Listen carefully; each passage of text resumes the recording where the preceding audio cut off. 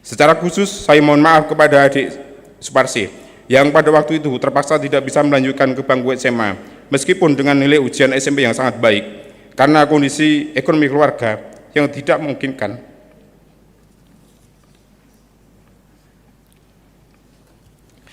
Untuk membiayai sekolah kita berdua.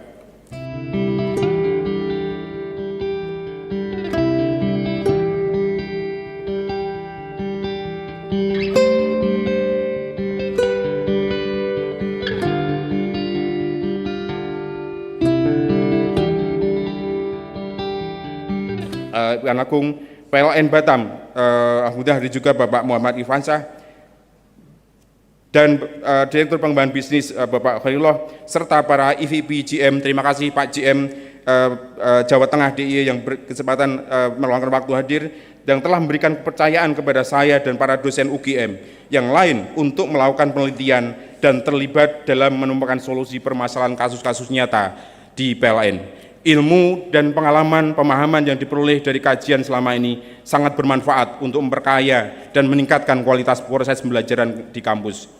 Terima kasih sebesar-besarnya saya aturkan kepada orang tua saya, Bapak Pujidiono almarhum, dan ibu saya, Ibu Sumirah, yang telah mengasuh, membesarkan,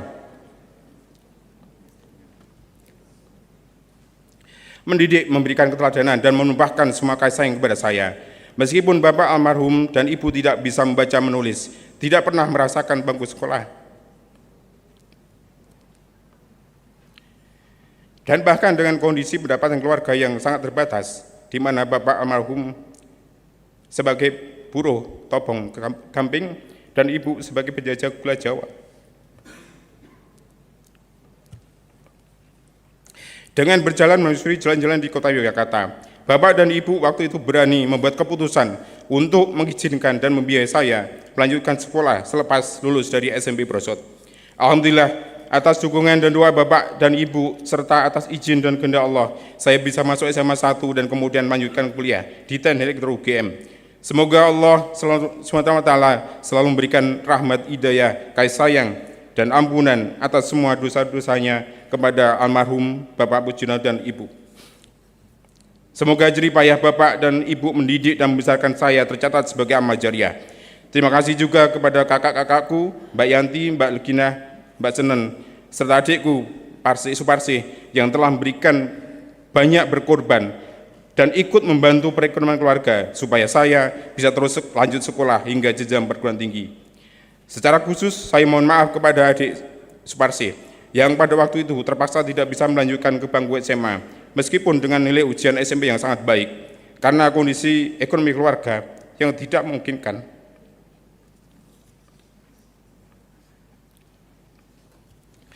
Untuk membiayai sekolah kita berdua. Semoga pengodaman kakak-kakak dan adikku mendapat imbalan kebaikan Allah.